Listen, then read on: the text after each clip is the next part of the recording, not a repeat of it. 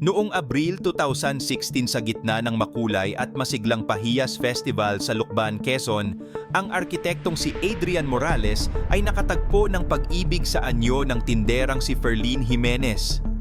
Ang kanilang pag-iibigan ay mabilis na lumalim mula sa simpleng pagbili ng prutas hanggang sa naging isang seryosong relasyon na nauwi sa isang madamdaming proposal sa mismong tuktok ng Mount Banahaw noong 2017. Pagod na sa gulo, polusyon at mapagpanggap na mundo ng Maynila, ang tanging pangarap ni Adrian ay maikasal kay Ferlyn at bumuo ng isang pamilyang nakabase sa wagas na katapatan. Ngunit paano kung ang kasal na inaasahan mong bubuo sa iyong buhay ay siya palang wawasak dito? Paano kung ang mismong best man na dapat ay saksi sa inyong sumpaan ang siyang kukuha sa lahat ng sa iyo?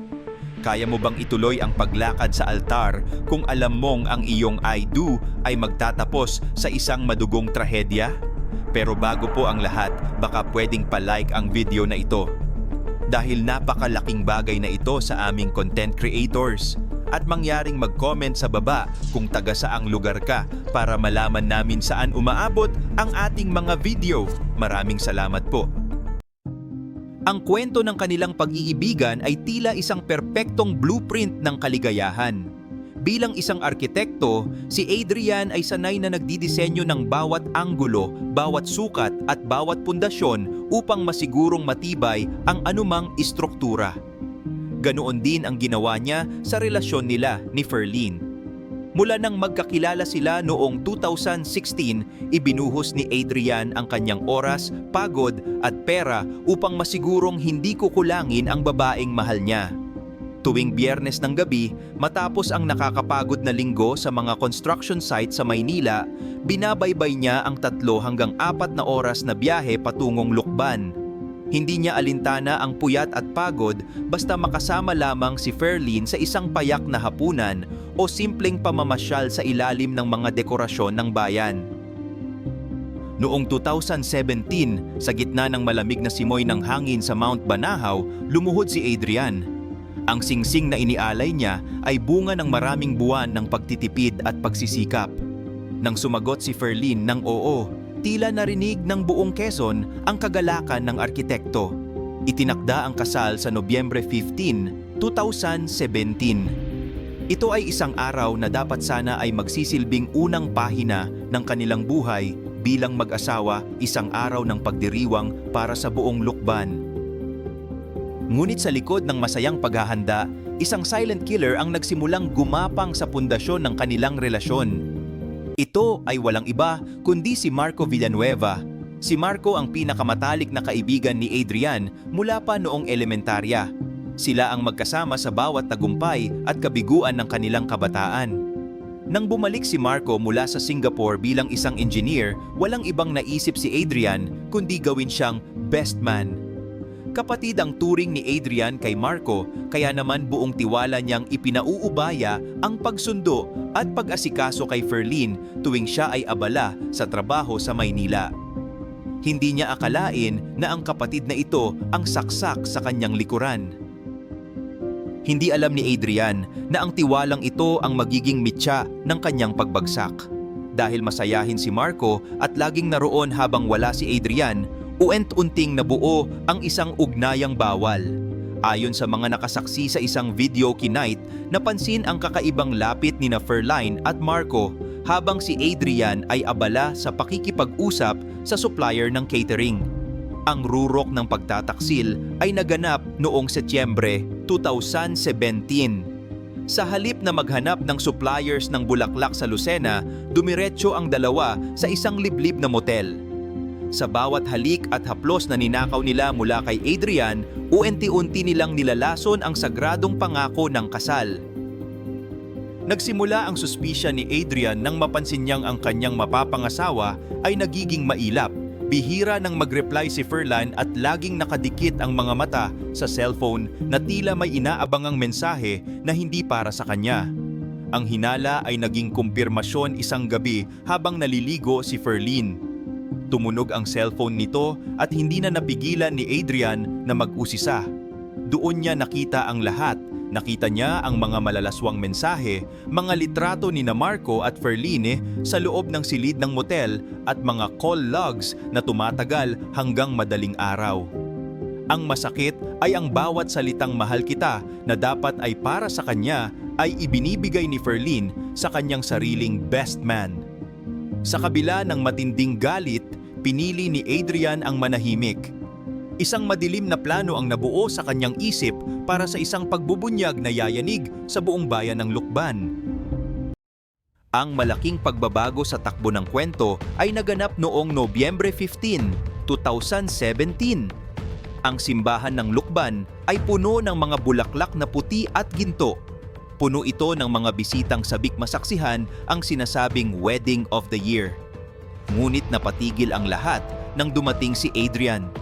Sa halip na puting barong o taksido, dumating siya na suot ang isang purong itim na tuxedo.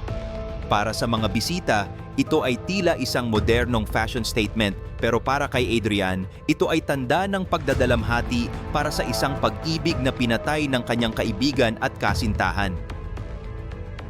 Si Ferline ay naglakad sa aisle habang hawak ang mga bulaklak na tila mabigat sa kanyang dibdib. Maputla siya at halatang kinakabahan sa bawat hakbang. Sa altar, nakatayo si Marco bilang best man at hindi siya makatingin ng diretso sa mata ni Adrian. Ang turning point ay nang dumating ang oras ng palitan ng sumpaan.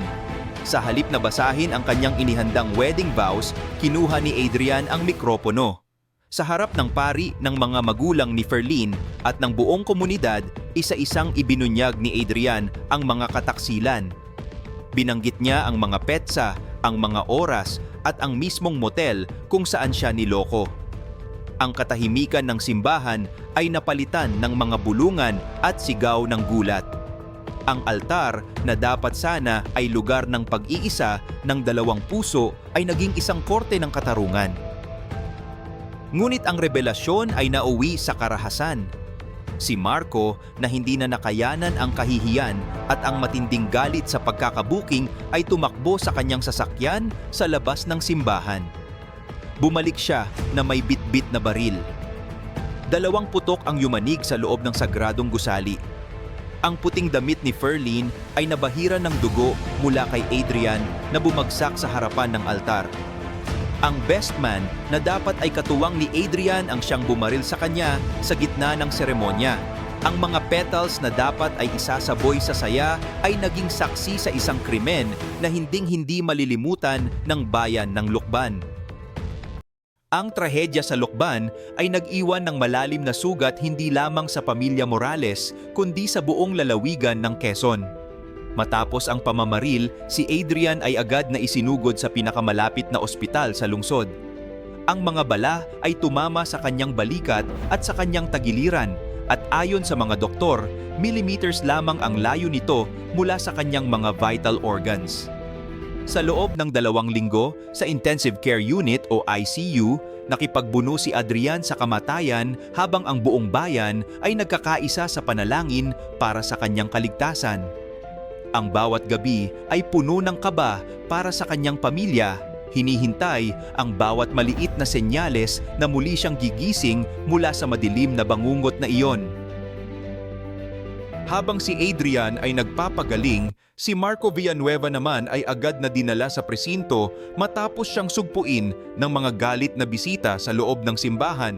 Sa loob ng kulungan, wala siyang naipakita kundi ang isang blangkong ekspresyon. Isa siyang kaibigan na naging demonyo dahil sa kasakiman sa laman at matinding inggit sa tagumpay ng kanyang kapatid. Ang publiko ay nagalit ng husto sa kanya dahil sa paglapastangan sa kabanalan ng simbahan at sa pagtataksil sa kanyang pinakamatalik na kaibigan.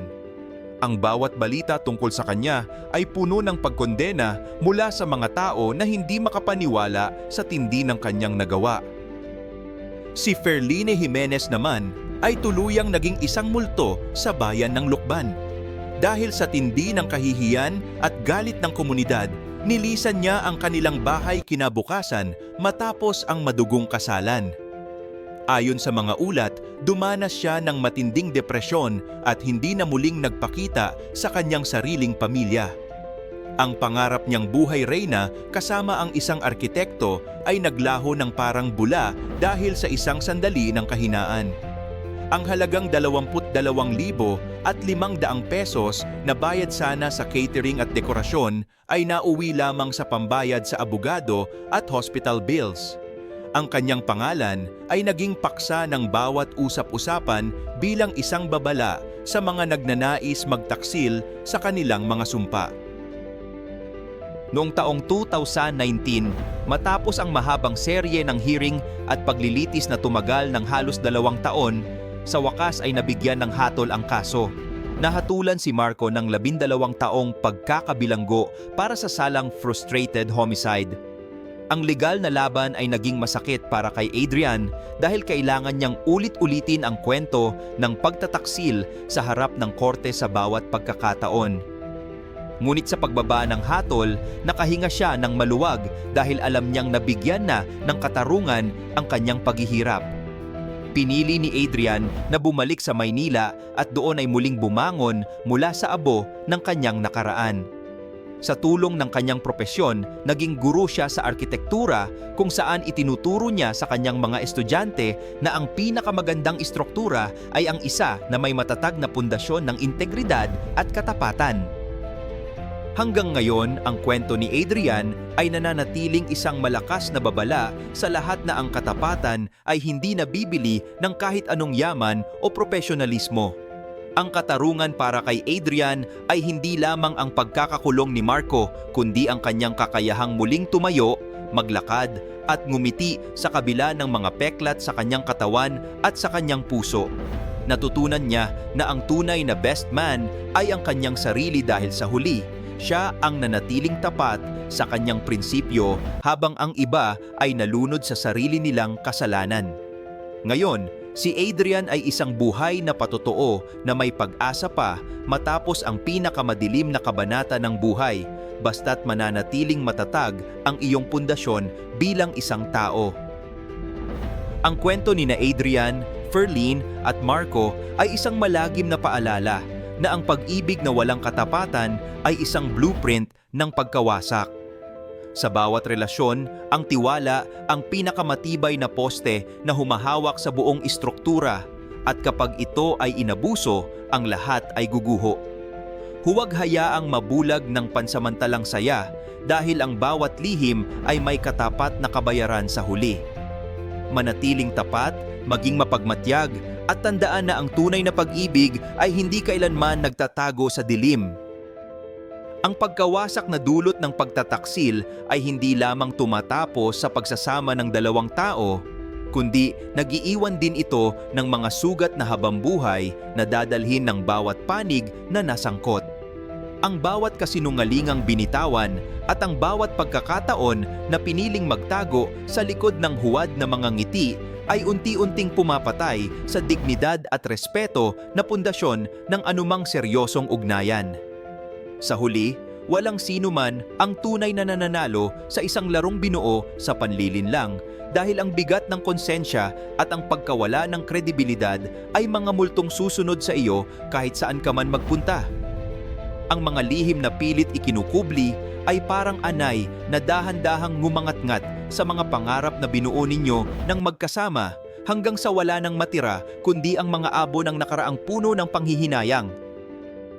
Higit pa rito, kailangang maunawaan ng bawat isa na ang emosyonal na pananabutahe ay may mas malalim na epekto sa mental na kalusugan ng taong pinagtaksilan. Ang trauma ng pagkawala ng tiwala ay maaaring magbago sa pagkatao ng isang individual na nagdudulot ng takot at pag-aalinlangan na muling magbukas ng puso sa hinaharap. Hindi lamang ito usapin ng pagtatapos ng isang romance, kundi ang pagpili sa pansamantalang pagnanasa kapalit ng kapayapaan ng isip ng taong nagbigay sa iyo ng lahat. Kaya naman, bago pumasok sa isang masalimuot na sitwasyon, isipin ang halaga ng katapatan at ang sakit na maaari mong maidulot. Dahil sa mundo ng pag-ibig, ang pinakamasakit na uri ng pagpanaw ay ang pagkamatay ng tiwala sa harap ng taong akala mo ay iyong magiging katuwang hanggang sa huli.